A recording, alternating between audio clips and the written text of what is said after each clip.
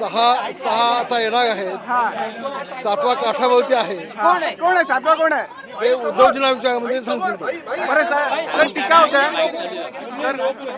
देखो अभी आज 6 जनरल है, सातवां जो है उसका कहना ऐसा था कि मुझे कैबिनेट मिनिस्ट्री दे दो केंद्र में.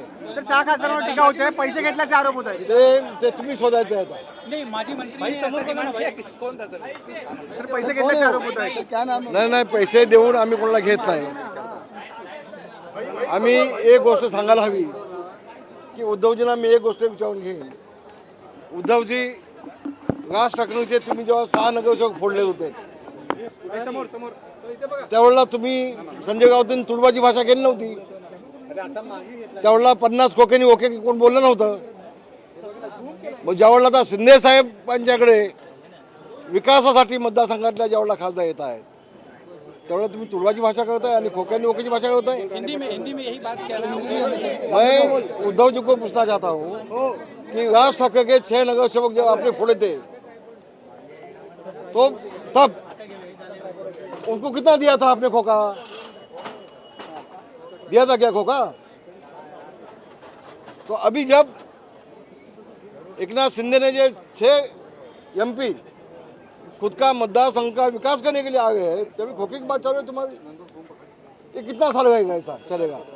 आणि म्हणून स्वतः तुम्ही आत्मपरीक्षण करून बघा तुमचे लोक का चाललेत. ये तो झाकी है, अभी बहुत कुछ बाकी है. विधायक भी आने वाले हैं क्या? अभी बहुत कुछ बाकी है. समझने वालों को इशारा काफी है. किती आमदार संपर्कात आहेत? सर किती आमदार किती संपर्कात आहेत? आमदार बघा मी पुन्हा सांगतोय कोंबडं झाकून ठेवलं तर ते अयोनेश्वर राहत नाही. आता 20 लोकांना किती दिवस तुम्ही डांबून ठेवणार आहात? कितने लोग आएंगे सर? संजय राउत भी संपर्क में है क्या? संजय राउत भी थोड़ा दिन जा रहा संजय राउत का भी नाम आप लोगों को बहुत जल्दी है. आस्ते संजय राउत का भी नाम है. लेकिन ये ऑपरेशन भी होने वाला है. ये भी होने वाला है. मुंबई महानगर पालिका के भी ऑपरेशन होने वाला है. मैं आपको बोलता हूँ, मैं कभी झूठ बोला नहीं अब तक. और जो बोला है वो हुआ है. तो उद्धव जी को मैं यही कहूँगा कि उद्धव जी ये आपको छोड़ के लोग क्यों जाते हैं? अभी उद्धव जी सबके मतदार संघ में जाने वाले हैं. 6 जो लोकप्रतिनिधि हैं उनके आप इसके पहले अगर जाते तो ये वक्त नहीं आता था.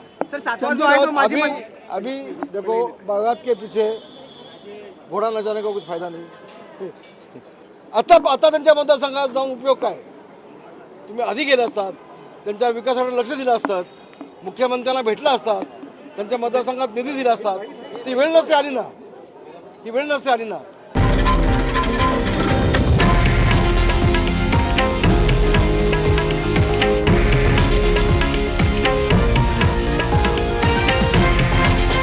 हे आहे देशातील नंबर 1 न्यूज नेटवर्क आणि आपण पाहत आहात TV9 मराठी, एकमेव.